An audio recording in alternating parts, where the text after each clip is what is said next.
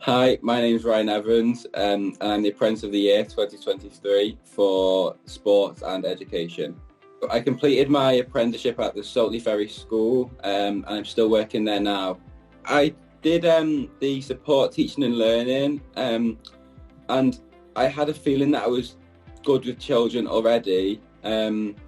So I went down that route, and then I really enjoyed. So I did work experience at the school, and then I inquired about doing an apprenticeship, and then I went to do the interviews, and then I got the job in the end, and now I'm really enjoying it.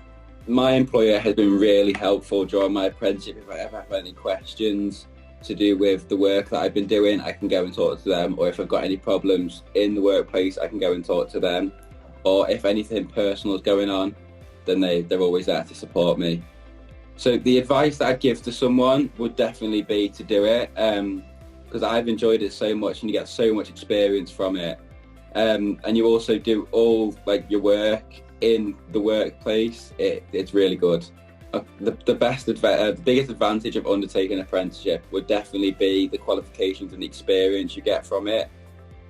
You can do a lot with the qualifications you get from doing a work apprenticeship.